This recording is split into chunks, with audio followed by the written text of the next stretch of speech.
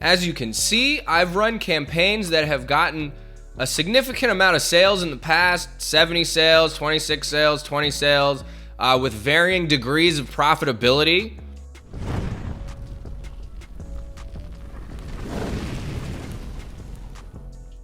What up? It's your boy, Luke for Prez, back in the mix with another video for you guys. Hope everyone's having a great day out there. Recently, I created a YouTube short in which I spent 30 seconds describing how to set up a cold traffic ad campaign utilizing the Facebook ads platform. And a few of you guys actually requested that I turn that into a full-length video. So that is what I'm going to be doing today.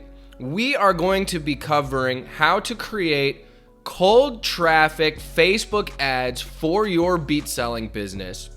If you're new to the channel, like and subscribe if you're into producer related marketing content. And that's about all I got in terms of an intro. So let's dive on into this. So this video is going to assume that you already have a Facebook ads account set up. If you do not, simply go to business.facebook.com and follow the prompts in order to get set up. It costs nothing to sign up, but that's where the freeness stops, because after that, you're going to be throwing a lot of money at this thing. Once you have that set up, the next thing you have to do is to make sure that you have a Facebook pixel installed on your website so you can properly track conversions. And you can choose the events to track and choose which conversion you want to optimize for once you set those ads up. But I'm getting a little ahead of myself here. So let's just start with how to set up the Facebook pixel and go from there. So once you're in your Facebook ads dashboard, you simply click on these three little lines here, then click on business settings. From there, you're gonna scroll down to data sources and then select pixels. Then you're gonna click add, and it's going to ask you to name your pixel. I'm not gonna go through this entire process right now because it's actually different depending on what type of website you have. If you're using a BeatStars Pro page, for instance, or if you're using a custom website, the setup process is gonna vary a little bit. If you just type in like how to set up a Facebook pixel for, and then insert your web provider into the YouTube search bar, there's a ton of resources available that can kind of walk you through that in more detail, depending on your particular situation. Once you have the Facebook pixel properly installed on your website and you've done a few test events to make sure that it's actually capturing the data from the site, you're ready to set up an actual ad campaign with Facebook ads. From the ads manager at the campaign level, go ahead and click on the green create button. This is going to pull up a menu here where you get to choose the objective for your campaign. In this video, I'm going to cover conversion campaigns, but as you can see, you have a number of different options available to you in terms of what type of campaign to run. In my experience, the most effective in terms of driving leads and sales is the conversion campaign. So that's what we're gonna stick with here. Give your campaign a name if you'd like, and then click continue. Then it's gonna take you to this page here. Really the only thing that you have to do here is to set your campaign's daily budget. You can also set a lifetime budget. So if you know you only have like $500 to spend, let's say, you can cap the spend at that amount, and then as soon as the ads spend that full 500, the ads will automatically turn off. That's not how I've ever done it. I've always done just the daily budget option, and I've experimented with a bunch of different daily budgets with varying degrees of success. When I spoke to a Facebook ads representative directly, he told me that the minimum you can expect to see results with is $25 a day per ad set. That can obviously add up quickly, so just put whatever you can afford. I've seen success with certain types of campaigns with as little as $5 a day, but I want to be 100% transparent. That is from Facebook directly. They say minimum of 25 per day per ad set. For the sake of this campaign, and if I were really setting this up for real, I would only have one ad set. So I'm gonna just put it at 25 for now. And then you wanna leave ad scheduling to have the ads run all the time. And then when you're ready, go ahead and click next. On this next page, we are now on the ad set level. An ad set is simply a group of ads that you designate a specific audience that you want to target. Leave conversion event location on website, and then go ahead and select the pixel that you want to use. And then you also need to select a conversion event. You already have the budget set. So now this is where you can decide what your start date would be. I just leave it, as like start immediately. And it's never going to actually start immediately because the ads have to go through a review process, which can take up to like 24 hours in my experience to complete. And then if there are no flags, it will automatically be launched shortly thereafter. Now, this next section is extremely important. This is where you decide who is going to see the ads.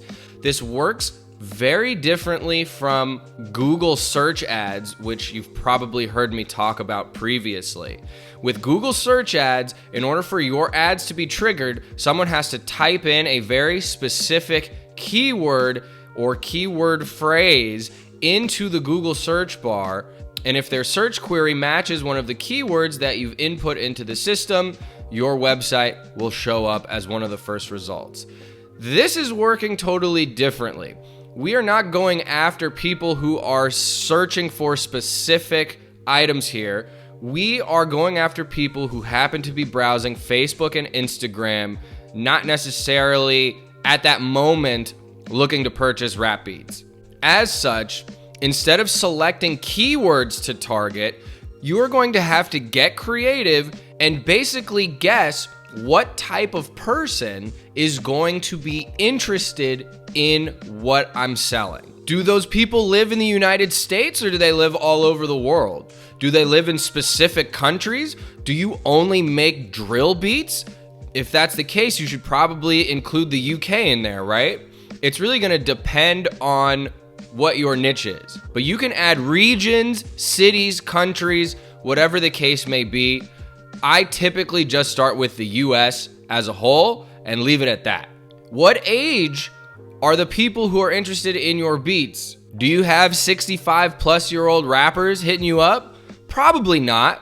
So when I set this up for myself, I usually have it about this age range, 18 to 35, maybe like 20 to 35, because anything younger than that, these people probably aren't going to have money available to actually like purchase the beats from you. You know what I'm saying? All genders, like when I first started doing this, I actually just switched it all to males. But the more sales data I got, I actually do get a fair amount of female customers. So I would just leave it as all genders. And then I'd leave it on all languages as well. But that's the easy stuff, right? Like figuring out the age group and location of your potential rapper customers is a no-brainer. But to hone in on even more specific people, that's where it can get a little bit tricky. And you have a few options available to help you kind of chisel down your potential audience base. A custom audience is a collection of email addresses that you have compiled in the past, either by giving away free beats, by making beat sales, by having some type of lead capture form somewhere on your website, or anything like that. The two main groups that typically make up custom audiences are leads, so people who have shown some type of interest in your beats, whether that means they downloaded a free beat from your YouTube or your website, or they've reached out to you and inquired about purchasing beats in the past, or actual customers who have actually given you money for your beats in the past. Those are typically broken down and separated when it comes to creating these custom audiences. But if you don't have a huge list to pull from, you can combine those lists. But just keep in mind that the more types of people you include in one audience, the less specific and targeted it's gonna be, and thus the results may vary a little bit more widely. In order to create a custom audience, go to the Ads Manager dashboard, click on all tools and then click on audiences. Then click on create audience and then custom audience. To upload the email addresses from whatever list you have, click on customer list and then click next.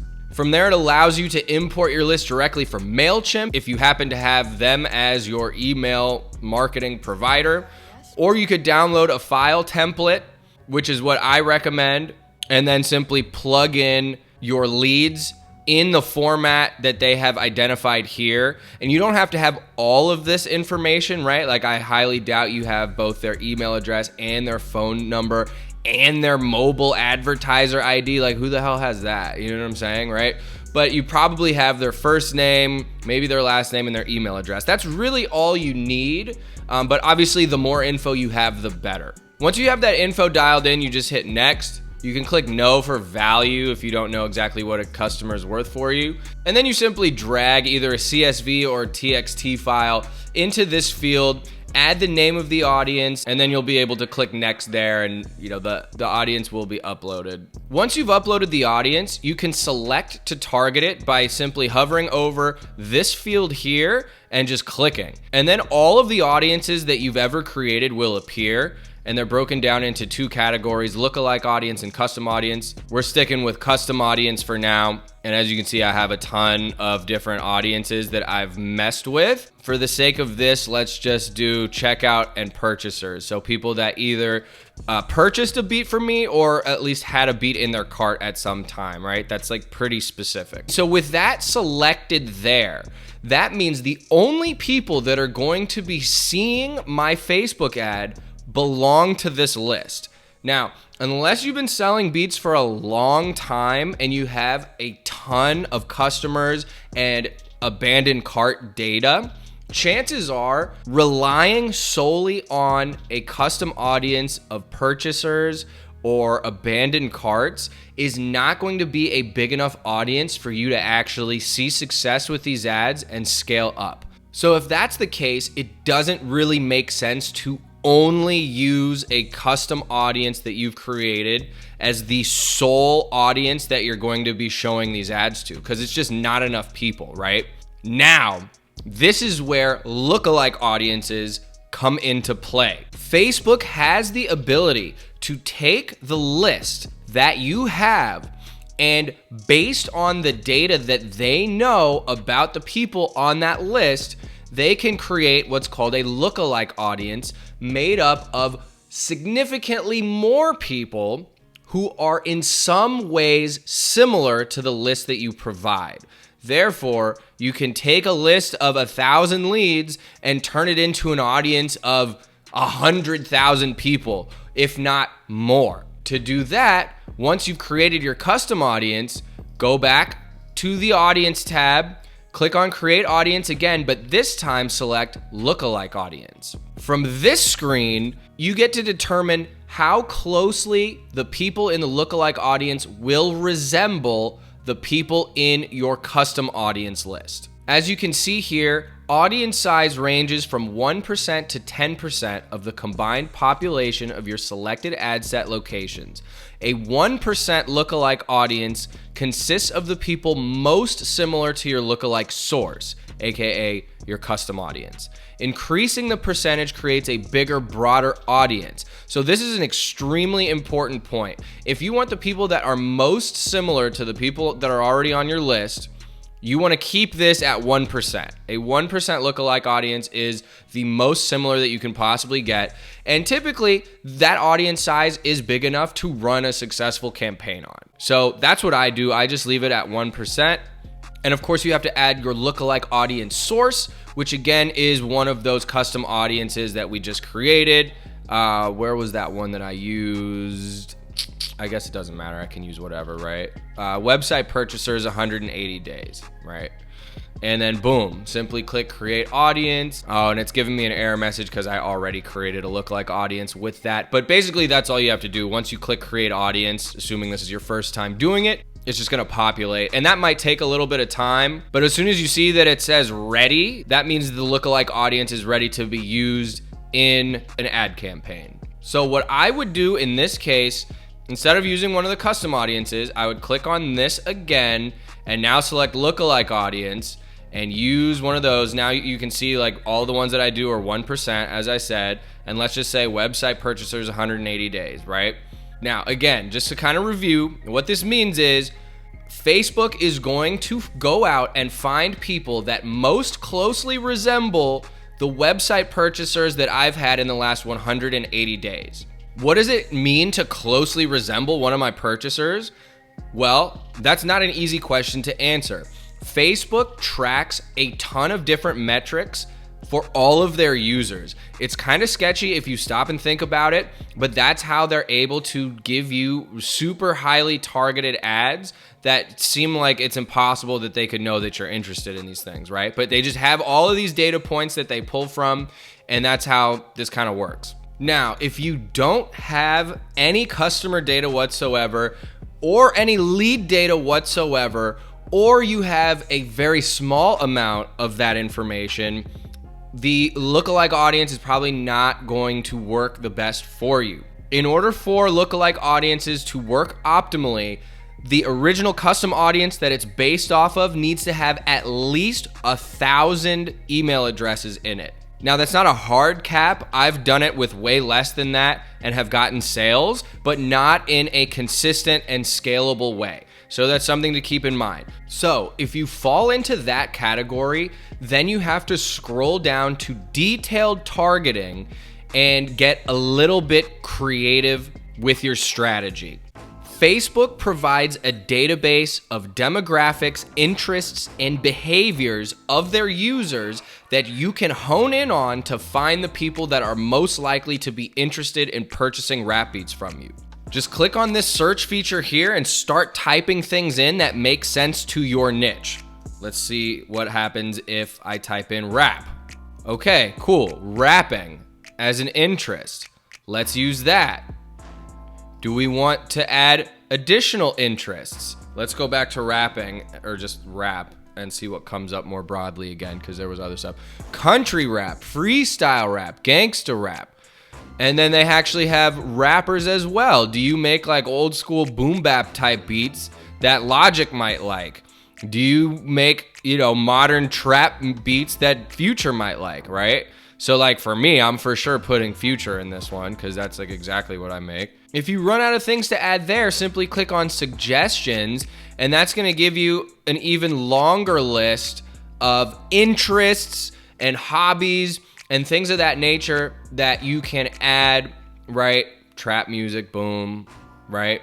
And you can get pretty specific with it. Now, the more that you add, the smaller the audience is gonna be, right? So you don't wanna add too many of these in a single ad set. You might wanna start with 2 to 5, I would say, and then you can create a separate ad set with additional interests and let those two run at the same time and see which ones perform better over time. So this is what I definitely recommend starting with. If this is your first time ever using Facebook ads, just do your due diligence, spend some time typing certain things into this search bar to try to find people that probably, potentially, maybe, might be interested in your rap beats. And, there's no way to know for sure. You just have to start trying some things. You have to start experimenting. You have to start spending some money in order to see some results. That's just the name of the game. Now, you also have another option, and this is a highly controversial point, but I'm gonna say it anyway, because I've actually found it to be the most successful cold traffic approach that I've ever had in the history of my beat selling business. And that is to leave the targeting as open as possible. Remove all these interests, remove any custom audience that you might have, and simply let the Facebook algorithm figure out who are the best people to show your ads to on its own. I know that sounds terrifying, like you're gonna lose a bunch of money as this artificial intelligence program scours the earth looking for aspiring rappers. But really, I have seen the best results from doing it in that way. So take it with a grain of salt. That is certainly the directly opposite approach to what people would suggest in most cases, but it has worked for me, so I definitely wanted to bring it up. As we continue to scroll down here, I would leave placements on automatic. This is which places your ads are gonna show up. So the Instagram feed, Instagram stories, the Facebook feed, and a number of other places as well. I leave everything else the same and then click next. Now this next screen is where you get to have some actual fun. This is where you design the ads themselves. I'm going to pull up one of my campaigns so you can see exactly what my ads look like and how I structure them. So here you can see what my ads look like. I've discussed this in previous videos and nothing's really changed. I just use cartoon pictures of rappers with a 15-second snippet of one of my best-selling beats with the title of the beat and produced by Luke for Prez underneath.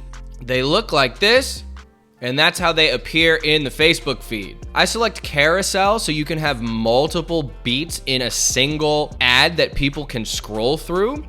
And then in terms of the description, I just keep it really simple. I use a couple emojis for eye-catching purposes, and the call to action I use is shop now. You can experiment with a bunch of different types of text, call to actions, but I think like the biggest rule of thumb here is to just be as eye-catching as possible, because our job is to distract people from scrolling and get them to check out the ad. Make sure your Facebook page and your Instagram account are both linked to the ads. Make sure for the tracking field, the correct pixel is selected.